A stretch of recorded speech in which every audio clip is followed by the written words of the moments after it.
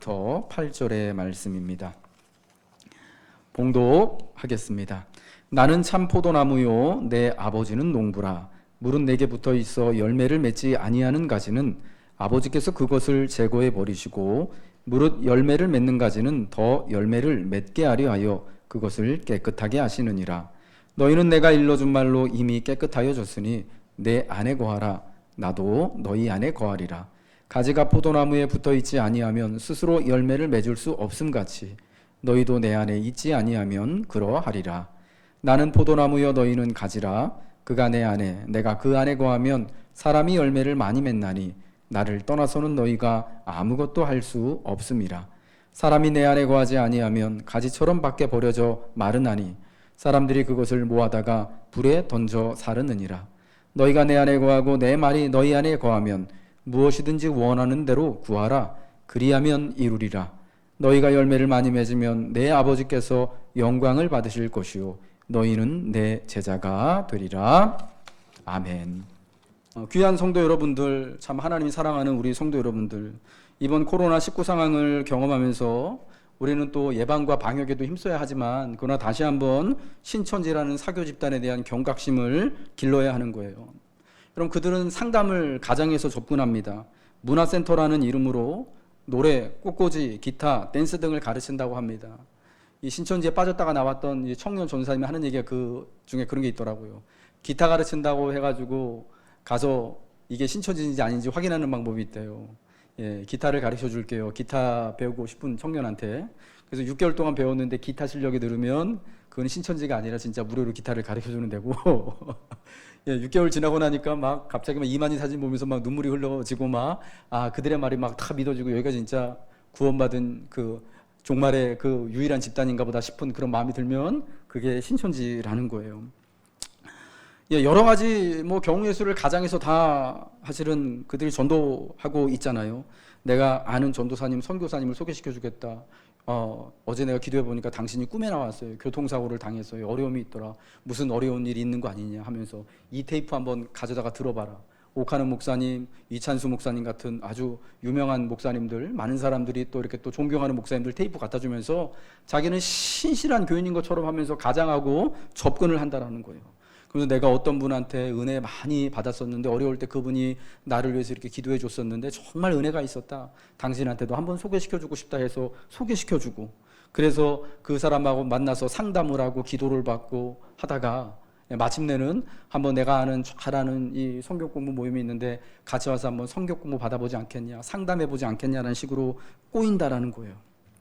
예, 그러면서 그 신천지 모임, 소위 복음방이라고 하는 곳에 발을 디뎌놓고 자기는 상담하는 줄만 알고 있었는데 알고 보니까 신천지 교리교육을 받고 있었던 거고, 성경 공부하고 있는 건 줄 알고 있었는데 이게 신천지 공부에 세뇌가 되고 있었던 거죠.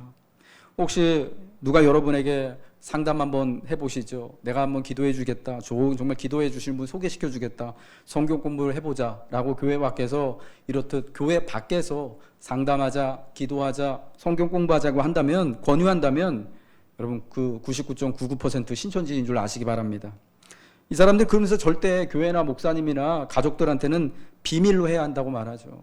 내가 되게 그래도 상담하기 교수인데 내가 다른 데서 상담하면 보통 세션당 시간당 10만 원씩 정도는 받는데 내가 형제님은 혹은 자매님은 생각해줘서 지금 무료로 하고 있는 건데 이게 다른 데 알려지면은 내가 그래도 좀 미안하지 않냐. 그러니까 무료로, 이건 다른 사람한테 말하지 말고 우리 비밀로 상담하자, 비밀로 기도하자, 뭐 이런 식으로 접근을 하는 거예요. 그러면은 순진한 우리 청년들이 혹은 우리 착한 성도들이, 그렇지, 내가 무료로 이 10만 원짜리를 무료로 상담받고 있는데 이 귀한 것을 무료로 배우고 있는데 이분 곤란하게 해드리면 안 되니까 말하면 안 되겠다 싶은 마음을 가졌다가 그렇게 빠지게 된다라는 거예요. 코로나19 사태로 우리는 이렇게 교회로 모여서 여느 때와 같이 예배를 드리지 못하고 있는 상황을 맞고 있습니다. 지난 주일부터 전국에 있는 거의 모든 교회들, 한 50% 이상의 교회들이 다 주일 예배를 포함해서 모든 예배와 모임을 지금 갖지 못하고 이렇게 다 흩어져서 가정 예배로 드리고 온라인 예배를 드리고 있는 이런 상황이 지속되고 있습니다. 또한 신천지 이 사교 집단으로 인해 어떻게 우리의 신앙과 성도들을 지켜야 하는지, 과연 우리에게 있어서 예배가 무엇인지, 교회 안에 속해 있는 것이 무엇인지, 우리의 믿음을 어떻게 지켜나가야 하는지에 대한 그런 고민이 우리에게 또 실질적으로 일어나게 되어지는 것입니다. 오늘 본문에서 예수님은 나는 참 포도나무요 내 아버지는 그 포도원 농부다, 내 아버지는 농부다 라고 말씀하셨습니다. 포도나무와 포도원의 은유는 이스라엘의 오래된 은유, 이스라엘의 모든 백성들이 잘 알고 있는 그런 은유였습니다. 포도나무와 포도원 비유는 하나님의 보살핌을 받는 이스라엘 백성을 묘사하는 그러한 이야기입니다. 주목할 것은 하나님은 이스라엘 백성을 돌보시는 분, 하나님의 돌보심과 구원하심이 자기 백성들이라고 하는 이스라엘 전체를 대상으로 하고 있다라는 거예요. 결코 개개인 한 사람 한 사람을 두고 말하지 않고 전체 이 백성을 두고 내가 바로 이들의 하나님이고 내가 이 모든 백성을 하나로서 돌보고 있음을 말씀하고 있다라는 것입니다. 특별히 이 오래된 포도나무 이야기에서 우리 예수님의 입을 빌려서 다시금 말씀해주고 있는 나는 포도나무요 내 아버지는 농부다라고 하는 이 포도나무 포도원 은유에서 우리가 주목해서 보아야 할 것은 첫 번째로 내 아버지는 농부라는 그 말씀입니다. 이 포도나무와 포도원 비유에서 특별히 포도나무와 포도원에서 가장 중요한 역할을 하는 분은 누구이냐? 바로 농부라는 거예요. 포도나무와 포도원은 스스로 성장할 수 없고요. 스스로 또한 성장뿐만 아니라 생존할 수 없는 것입니다. 포도나무가 생존하고 포도나무가 또한 성장하고 과실을 맺기 위해서는 생존에 있어서 가장 중요한 존재가 바로 농부이고요. 결실을 맺기 위해서 가장 중요한 존재가 또한 농부라는 것을 우리는 잘 알고 있습니다. 오직 농부가 포도원을 울타리를 두르고 든든하게 하고 또 잘 준비를 하고 한 상태에서 포도나무를 위해 수고할 때에만 그 포도원이 결실이 잎이 풍성해지고 열매도 맺게 되어지는 그 아름다운 포도원 그리고 포도나무가 되어지는 것입니다. 어떠한 포도원과 포도나무도 이 농부를 떠나서는 스스로 생존할 수 없는 것이죠. 만일 하루라도 혹은 이틀이라도 농부의 손길이 아침, 점심, 저녁으로 그 포도원과 포도나무의 포도밭에 또 가지지 않는다라면 그 포도원과 포도나무는 금세 망가지게 되어지고 볼품없는 모습, 울타리는 파손되어지고 각각의 포도나무들은 바로 자라지 못하게 되는 그러한 어려운 상황을 맞이하게 될 것입니다. 이것을 우리의 구원과 삶과 관계에서 살핀다면 다음과 같습니다. 우리는 스스로를 구원할 수 없다라는 것입니다. 하나님을 떠나서는 자립하는 삶을 살아갈 수 없다라는 것이죠. 우리의 생명을 위하여서 우리가 스스로 생명을 지켜낼 수 없고 생명을 우리 안에서 풍성하게 만들어낼 수 없다라는 것입니다. 하나님에 대해 예수님에 대해 내가 스스로 믿기로 결정했기 때문에 내 결단과 의지에 따라서 믿음이 생겨난 것이 아니다라는 것입니다.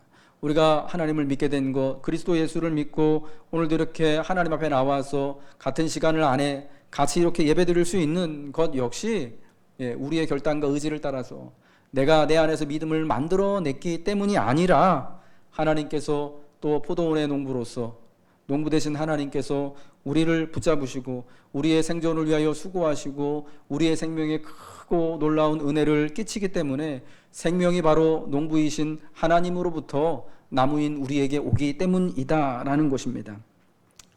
이와 같이 구원과 믿음은 포도원 농부이신 아버지로 말미암아 나의 밖에서부터 우리의 밖에서부터 우리의 안으로 주어진 것입니다.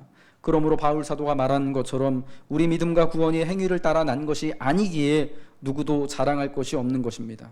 그러므로 가지된 성도들은 오직 감사하며 하나님의 영광이 내 안에 그리고 우리 모임 안에 열매로 풍성히 나타남을 사모하며 감사하고 기뻐해야 하는 것입니다. 우리 같이 한번 에베소서 2장 8절과 9절의 말씀을 읽겠습니다. 시작.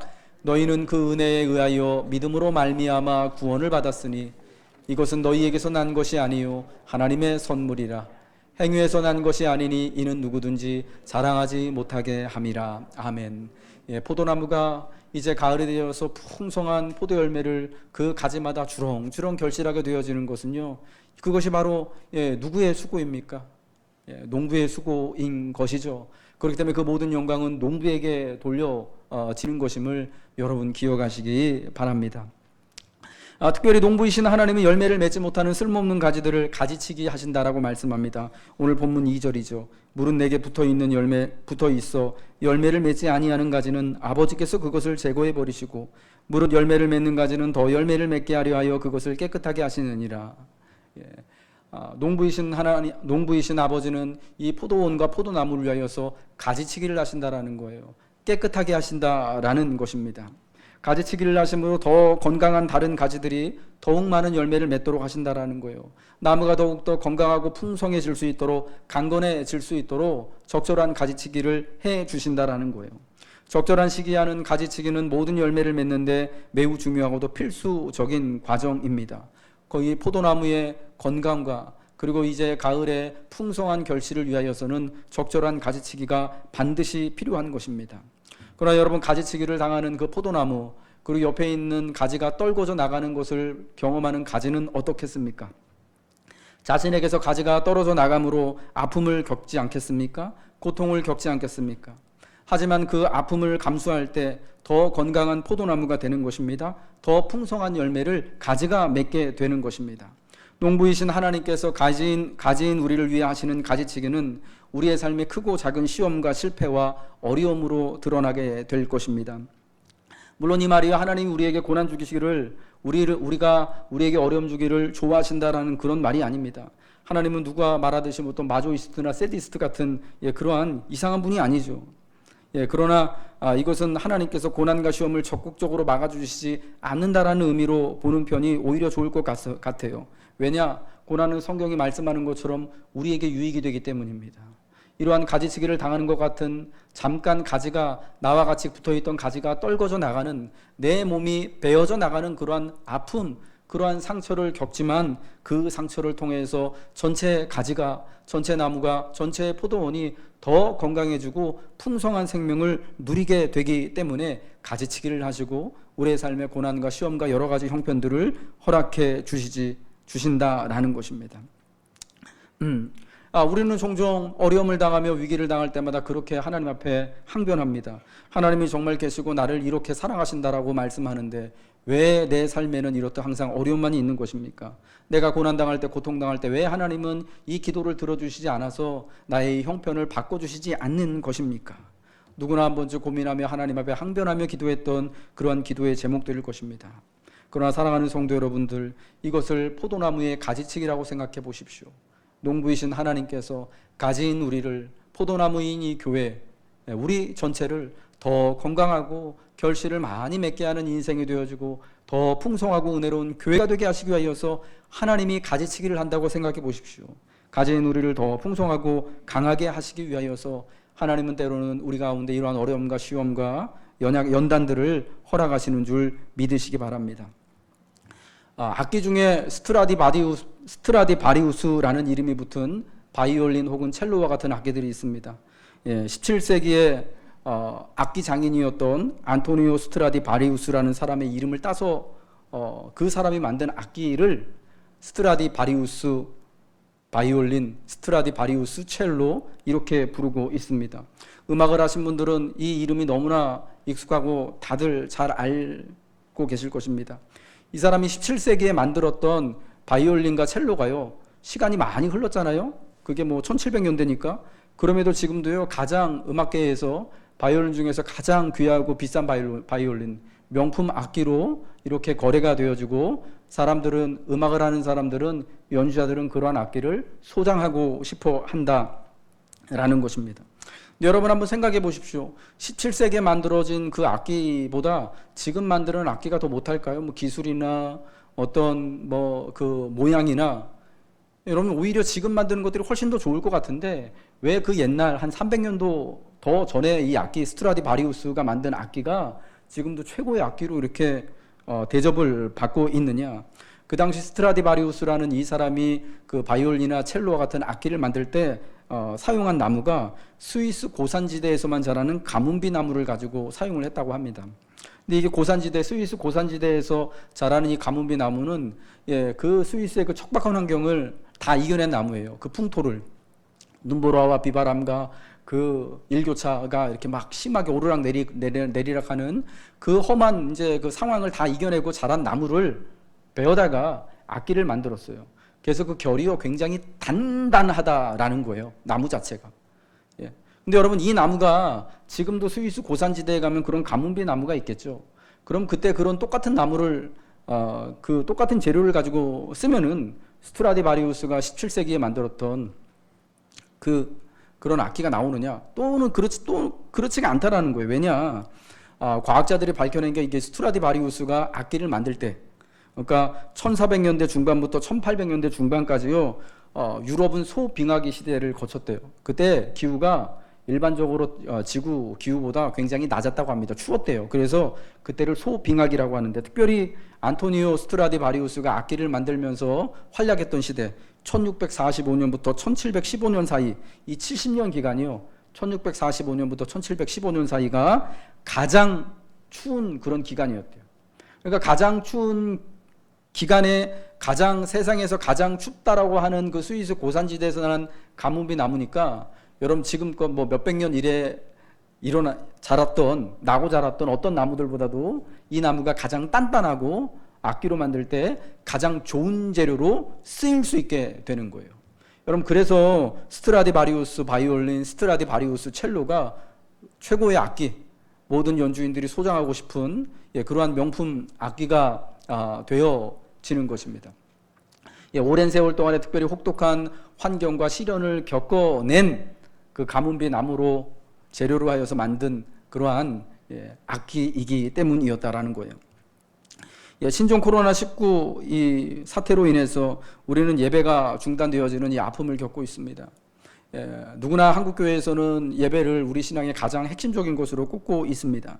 그러나 예방과 또 방역을 위해서, 그리고 또 우리 또 이웃들, 우리 또 이 사회의 안정과 또 안녕을 위해서 우리 예배를 잠깐 우리가 같은 장소에 모이는 것을 지금 포기하고 비상적인 상황으로 또 각 가정이 흩어져서 예배를 드리고 온라인과 오프라인을 이렇게 병행하여 예배를 드리고 있습니다.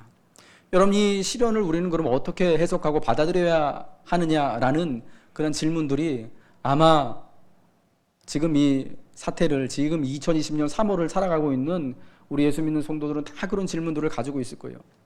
저희 딸아이가 교정치료를 받는 치과 이제 간호사 선생님이요, 지난주에 우리 아내가 아이랑 가서 이제 치료를 받기 위해서 갔더니 그런 이야기를 해요. 그 치과는 다 선생님들이 교회 다니시는 분들, 예수 잘 믿는 분들이거든요.